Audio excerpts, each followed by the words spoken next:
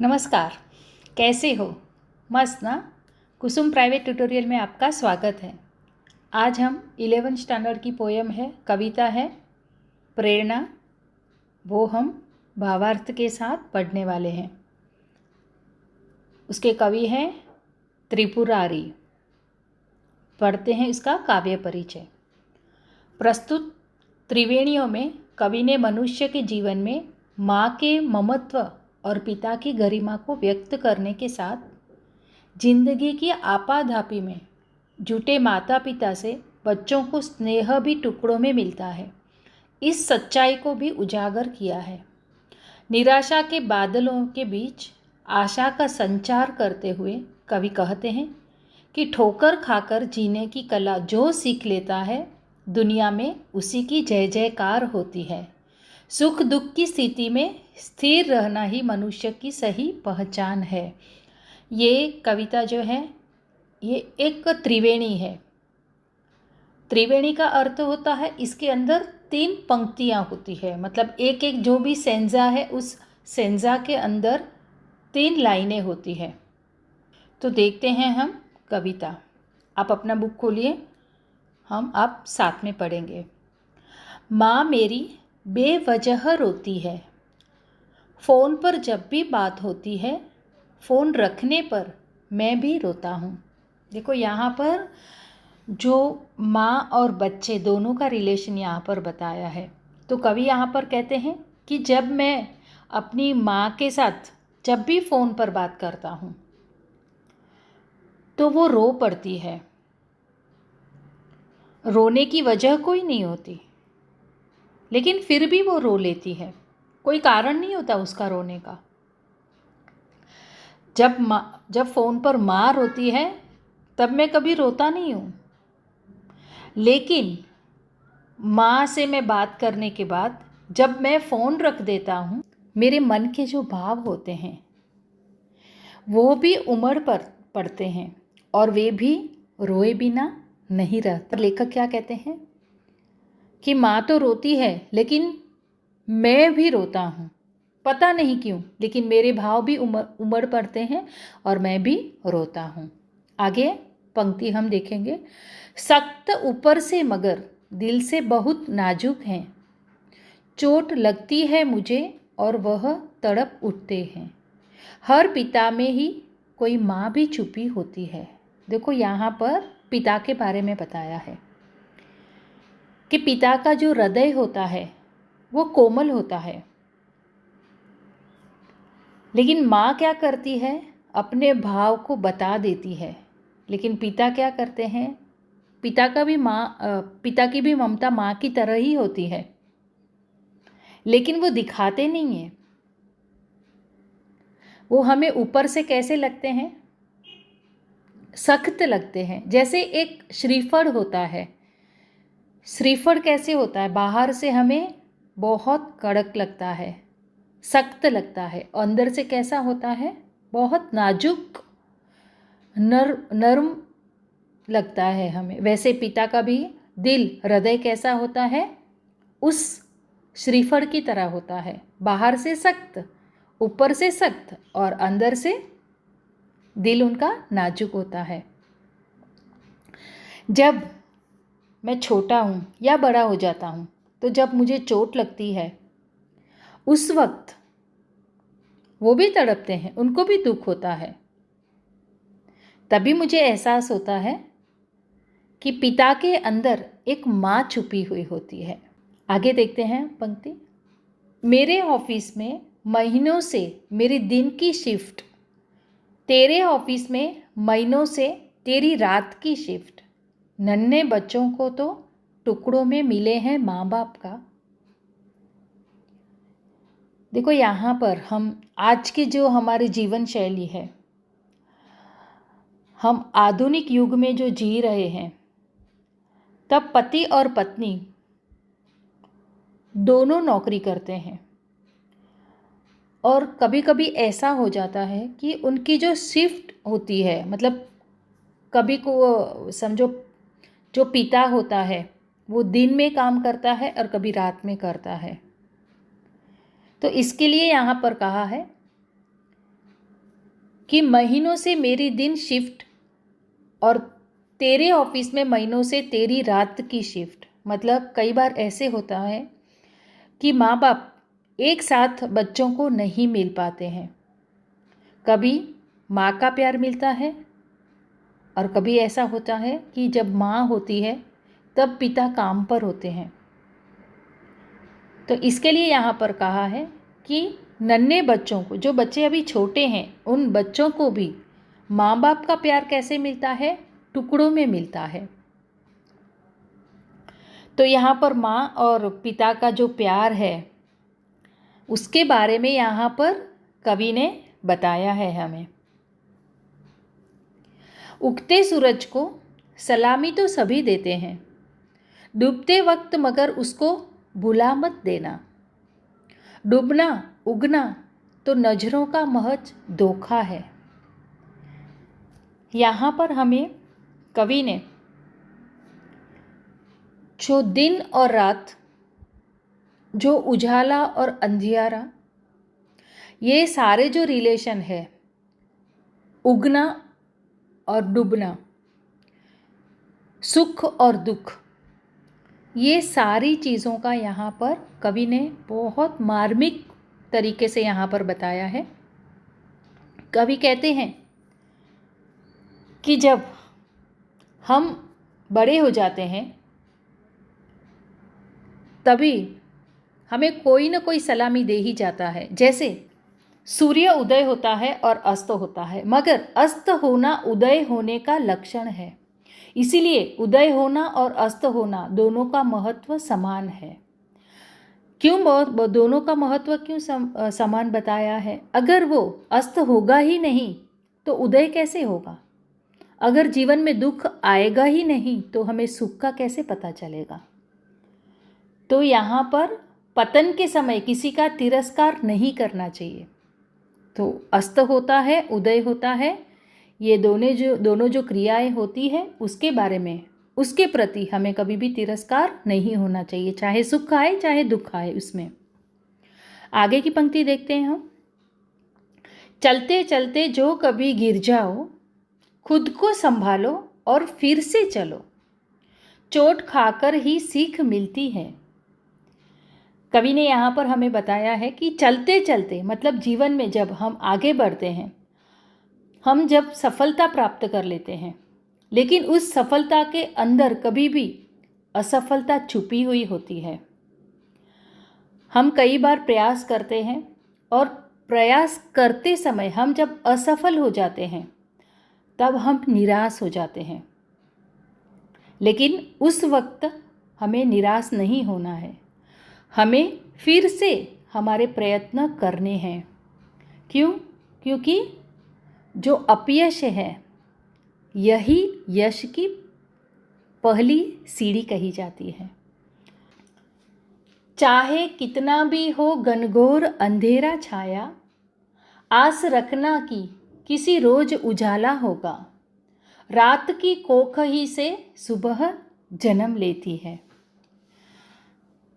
यहाँ पर कवि ने अंधेरे के हिसाब से, अंधेरे के द्वारा हमें मुसीबतों का सामना करने के लिए यहाँ पर कहा है हमें।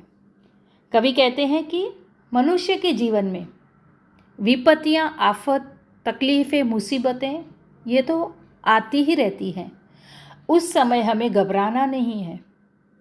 हमेशा हमारे जीवन में ये ध्यान रखना है कि हर समय स्थितियाँ एक जैसी नहीं होती। किसी न किसी दिन अंधेरा हट ही जाएगा और उजाला अवश्य आएगा। अर्थात दुख के जो दिन होते हैं वो कट ही जाएंगे और सुख के दिन आते ही रहेंगे और आएंगे ही आएंगे। जैसे रात के बाद सुबह होती है, वैसे विपत्तियों के बाद अच्छे दिन अवश्य आ जाते हैं। आगे की पंक्ति हम देखते हैं। कर्ज लेकर उम्र के लम्हों से बो दिए मैंने बीज हसरत के, पास थी कुछ जमी ख्यालों की। यहाँ पर कवि कहते हैं हमें कि मैंने कर्ज लिया है। तो किसका कर्ज लिया है? हमारी जो उम्र है, हमारी जो उम्र है, उन लम्हों से अर्थात उन पलों से, उन समय से मैंने थोड़ा सा कर्ज ले लिया है। तो कर्ज क्यों लिया है कि उस जो वो धरती है, उस धरती पर मैं अपनी सीड डाल सकूं, मैं बीज डाल सकूं। तो यहाँ पर रियल में धरती नहीं है, बीज भी रियल में नहीं है, लेकिन यहाँ पर ये बोला है कि जो मेरी जो इच्छाएं हैं, हसरत, मेरी जो इच्छाएं हैं, मेरे जो अरमान हैं, मेरे जो ख्याल हैं, वो सारे जो ख्याल हैं उससे मैं अपनी जमी पर, मतलब अपने जीवन पर, मैं सारे ख्यालों का, मेरी जो उम्मीद है उन सारी उम्मीदों का, मैं उन पलों का मैं बीज रो सकूं। मतलब मेरी पूरी ज़िंदगी है, उस ज़िंदगी को मैं लम्हों को मैं कर्ज में लेना चाहता हूँ, उसका कर्जा लेना चाहता हूँ, ताकि अपनी जो चाह है वो मैं अपनी चाह, अपनी इच्छाएं, अपने ख्याल में पूरा कर सकूं। आगे की पंक्ति देखते हैं। ये न सोचो कि जरा दूर दिखाई देगा, एक ही दीप से आगाज ए सफ़र कर लेगा। रोशनी होगी जहाँ पर भी कदम रखोगे। क्या कहते हैं यहाँ पर कि कवि कहते हैं कि हमारे पास ज़्यादा से ज़्यादा सुविधाएं होती हैं, ज़्यादा से ज़्यादा साधन होते हैं, और उन साधनों की वजह से हम उन साधनों के साथ उम्मीद रखते हैं। वो सारी चीज़ें हमें कुछ काम नहीं आएगी। उन सारी चीज़ों से अगर हम शुरुआत करते हैं तो हम रुक जाएंगे जीवन में। तो उसके लिए हमें, उन साधनों के लिए हमें रुकना नहीं है।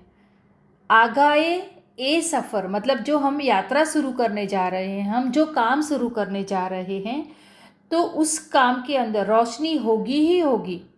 रोशनी कब होगी? जब हम काम करेंगे रोशनी होगी, अर्थात हम विकास के पथ पर आगे बढ़ेंगे। लेकिन कब बढ़ेंगे हम आगे? तो आगे हम कदम रखेंगे, हम विकास के लिए पहले मेहनत करेंगे, काम करने की शुरुआत करेंगे, तो ही हमारे जीवन में रोशनी आएगी, तो ही हम आगे कार्य कर सकते हैं, हम उन्नति कर सकते हैं। आगे पंक्ति देखते हैं। अपनी आँखों में जब भी देखा है, एक बच्चा सा खुद को पाया है। कौन कहता है उम्र बढ़ती है? देखो यहाँ पर कवि ने बहुत अच्छी बात की है कि हम जब अपने आप को जब भी पाते हैं, मतलब हमारा अंदर मन कैसा छोटा सा है, अभी तो उम्र बढ़ गई है, लेकिन हमारा जो मन है वो अभी भी छोटा है। बचपन का एहसास मुझे आज भी महसूस होता है कि इतनी उम्र में भी बचपना उनके अंदर है, कवि के अंदर बचपना अभी भी है। तो लोगों का यह कहना गलत है कि आदमी की उम्र बढ़ती रहती है। आदमी की उम्र बढ़ती है, लेकिन उसका जो मन है, उसकी जो आँखों के भाव हैं, वो सारे कैसे हैं? बचपन जैसे ही आज भी हैं। तो कवि यहाँ पर खुद को कहते हैं। आगे की लाइन पढ़ेंगे। आंसू खुशियाँ एक ही शय है, नाम अलग है इनके। पेड़ में जैसे बीज छुपा है, बीज में पेड़ है जैसे। एक में जिसने दूजा देखा, वह ही सच्चा ज्ञानी है। तो यहाँ पर शय का अर्थ है चीज। देखो, आंसू और खुशियाँ, दुख और सुख, ये दोनों एक ही सिक्के के दो पहलू हैं। दोनों के नाम अलग अलग हैं, आगे और पीछे का, लेकिन सिक्का वही है। वैसे ही आंसू और खुशियाँ दोनों एक ही हैं। इस बात से हमें क्या समझ में आता है? कवि ने यहाँ पर क्या चीज़ समझाने की हमें कोशिश करी है कि पेड़ कब बनता है? जब हम सीड डालते हैं, जब हम बीज अंदर डालते हैं, तभी पेड़ बन जाता है। और बीज कब बनता है? पेड़ में से ही जब निकलता है तो उसमें से बीज बन जाता है। मतलब दोनों कैसे हैं? अरस परस हैं। दोनों एक दूसरे के लिए सही है। उसी तरह क्या कहते हैं, एक में जिसने दूजा देखा वही सच्चा ज्ञानी है। तो कवि हमें कहना चाहते हैं यहाँ पर कि जिस व्यक्ति ने इस बात को समझ लिया वही सच्चा ज्ञानी कहलाता है। आगे की अभी ये लास्ट लाइन है हमारी, चाहे कितनी ही मुश्किलें आए छोड़ना मत उम्मीद का दामन, ना उम्मीदी तो मौत है प्यारे। ये हमारे जीवन में अगर हमने ध्यान कर लिया कि छोटी आफतें मुसीबतें जब भी हमारे जीवन में जब आती हैं तब हम क्या करते हैं, हम नेगेटिव हो जाते हैं। तो यहाँ पर वही बोला है, दामन मतलब साथ, और नाउम्मीदी मतलब निराशा, और उम्मीद का अर्थ है यहाँ पर आशा। तो कवि यहाँ पर क्या कहते हैं कि कोई भी परिस्थिति हो जीवन में, आदमी को कभी भी निराश नहीं होना चाहिए। हर हालत में, कोई भी संजोग में हमें अपनी उम्मीद रखनी चाहिए। कहते हैं कि उम्मीद के सहारे ही आदमी जीता है। जो व्यक्ति नाउम्मीद हो जाता है, मतलब जिस व्यक्ति के अंदर निराशा भर जाती है, वह जीते जी ही मृतक के समान हो जाता है। इसलिए जीवन में उम्मीद का साथ कभी मत छोड़ो। मतलब अगर हम निराश हो जाएंगे तो मौत है प्यारे, अगर निराश हो जाएंगे तो हम नेगेटिव हो जाएंगे तो हम जीवन में जीते जीते ही मर जाते हैं। तो यहाँ पर कवि ने ये बहुत अच्छी जीवन के बारे में भी यहाँ पर हमें समझाया है, हमें माता पिता के प्यार के प्रति भी उन्होंने वर्णन किया है। तो इस तरह से ये हमारी कविता यहाँ पर कंप्लीट हो जाती है। अभी हम इसका स्वाध्याय कर लेते हैं। सूचनाओं के अनुसार कृतियाँ कीजिए। प्रश्न 1 का अ है, कारण लिखिए। फर्स्ट है, माँ मेरी आवाज़ सुनकर रोती है। तो इसका आंसर है कि लेखक की फ़ोन पर जब उनकी माँ से बात होती है तो उनकी माँ उनकी आवाज़ सुनकर रोती है। सेकंड है, बच्चों को माता पिता का प्यार टुकड़ों में मिलता है। इसका आंसर है कि पिता की ऑफिस में दिन की शिफ्ट होने के कारण वे अपने बच्चों से रात को मिलते हैं, और माँ की ऑफिस में रात की शिफ्ट होने के कारण वे अपने बच्चों से दिन में मिलते हैं। इस तरह बच्चों को माता पिता का प्यार टुकड़ों में मिलता है। थर्ड क्वेश्चन है उसका ही, कवि की उम्र बढ़ती ही नहीं है। कि कवि जब भी अपनी आँखों में देखते हैं अपने आप को एक बच्चा सा पाते हैं, इसलिए उन्हें लगता है कि उनकी उम्र बढ़ती ही नहीं है। अभी प्रश्न 1 का आ है, लिखिए, परिणति लिखिए। चोट खाने की, तो उसमें आंसर आएगा सीख मिलना। और आगे दिया है अंधेरा होने पर भी आस रखने की, तो उसका आंसर आएगा उजाला होना। और थर्ड है एक ही दीप से सफ़र आरंभ करने की, इसका उत्तर है हर मंजिल पर रोशनी होना। अभी काव्य सौंदर्य है वो हम देखते हैं। प्रश्न नंबर 2, ममत्व का भाव प्रकट करने वाली कोई भी एक त्रिवेणी ढूंढकर उसका अर्थ लिखिए। तो आपको मैंने जो भी सेंसा ये समझाया है, जो भावार्थ मैंने आपको यहाँ पर वर्णन किया है भावार्थ का, तो वही आपको यहाँ पर भावार्थ लिखना है। दूसरा है आ, प्रश्न नंबर 2 का आ, निम्न पंक्तियों में से प्रतीकात्मक पंक्ति छांटकर उसे स्पष्ट कीजिए। प्रतीकात्मक मतलब जो उस पंक्ति का एक प्रतीक है उसको छांटकर हमें लिखना है, भावार्थ ही लिखना है। ठीक है, आगे अभिव्यक्ति देखते हैं। प्रश्न नंबर 3 है अभिव्यक्ति। पालना घर की आवश्यकता पर अपने विचार लिखिए। पालना घर का अर्थ होता है जो आज हम उसको बेबी सिटिंग बोलते हैं। तो हमें बेबी सिटिंग की क्यों ज़रूरत पड़ती है, तो ये तो आप लोगों को अच्छे से पता है कि पालना घर की हमें क्यों ज़रूरत है। क्योंकि आज आधुनिक युग में हम जी रहे हैं, तो यहाँ पर माता और पिता शहर में दोनों काम पर जाते हैं, तो जो वो शिशु जो बालक होता है उसकी देखभाल करने की समस्या आ जाती है। तो उस समस्या की वजह से दोनों जन काम करते हैं, इसकी वजह से हमें बच्चों को पालना घर की आवश्यकता होती है। वो नहीं चाहते हुए भी माता पिता अपने बच्चे को पालना घर में वहाँ पर रखते हैं, क्योंकि थोड़े से निश्चिंत हो जाते हैं तो बेबी का केयर हो जाए वहाँ पर। क्योंकि आज हमारा जो संयुक्त परिवार था, आज संयुक्त परिवार टूटता जा रहा है। आज हमारा परिवार छोटा सा होता जा रहा है। संयुक्त परिवार में हमारे जो दादा दादी नाना नानी होते थे और साथ में रहने की वजह से चाचा चाची भी होते थे, तो वो आजकल घरों में नहीं होते हैं। इस वजह से हमें पालना घरों की बहुत आवश्यकता होती है।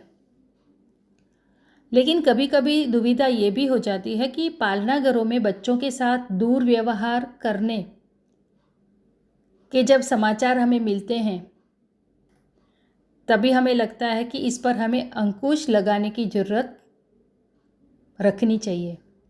पालनाघर समय की मांग है और अधिक से अधिक अच्छे पालनाघर खुलने चाहिए, ऐसी हमें व्यवस्था आगे करनी चाहिए। तो यहाँ पर हमें हमारा जो ये आंसर था मैंने आपको बता दिया, फिर आपके जो भी पॉइंट्स हैं उसमें आप ऐड कर सकते हो। नेक्स्ट क्वेश्चन पे जाते हैं। अभिव्यक्ति का सेकंड क्वेश्चन है, नौकरी पेशा अभिभावकों के बच्चों के पालक की समस्या पर प्रकाश डालिए। मतलब जो नौकरी पे जाते हैं पेरेंट्स, उनके जो बच्चे हैं उनके लिए जो समस्या है, तो उस समस्या पर आपको प्रकाश डालना है, उसके बारे में आपको बताना है।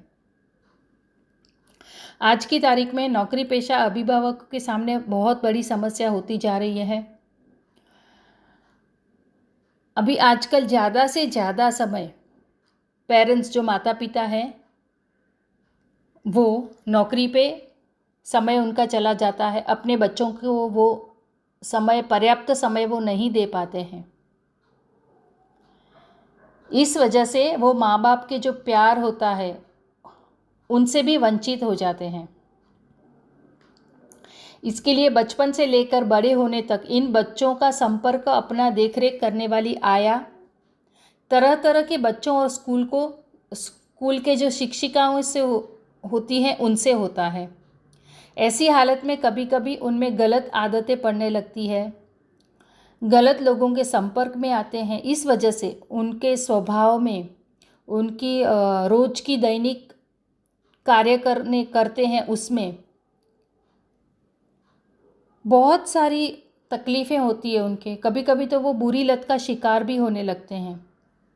इसलिए नौकरी पेशा अभिभावकों को जितना भी समय मिले उसे अपने बच्चों के लालन पालन तथा उनकी देखरेख में लगाना चाहिए और उन्हें बुरी आदतों का शिकार होने से बचाना चाहिए। तो यहाँ पर हमारा स्वाध्याय भी कंप्लीट हो गया। हाँ बच्चों, यहाँ पर जो इसकी प्रस्तावना होगी तो प्रस्तावना दो तरीके से अलग अलग होगी। जब माता पिता के बारे में जब कोई भी आपको सेंजा भावार्थ पूछेंगे तभी आपकी प्रस्तावना इस प्रकार होगी कि प्रेरणा कविता में त्रिपुरारी ने माँ की ममता और पिता की गरिमा के साथ साथ आधुनिक नौकरी पेशा पति स्नेह का चित्रण किया है। और अगर जो बाकी सब सेंजा है उसके लिए आपकी प्रस्तावना इस प्रकार होगी। प्रेरणा कविता में कवि त्रिपुरारी जी ने लोगों को ठोकर खाकर जीने की कला सीखने, सुख दुख दोनों स्थितियों में अटल रहने आदि के साथ साथ मुश्किल से मुश्किल घड़ी में भी उम्मीदों का दामन पकड़कर जीने की ही सलाह दी है। तो यहाँ पर अलग अलग दो प्रस्तावनाएं हैं। तो भावार्थ के हिसाब से आपको जो सेंजा वो पूछेंगे वो हिसाब से आपको भावार्थ के पहले प्रस्तावना लिखनी ज़रूरी है। ठीक है, तो यहाँ पर ये स्वाध्याय भी कंप्लीट हो जाता है। थैंक यू, धन्यवाद।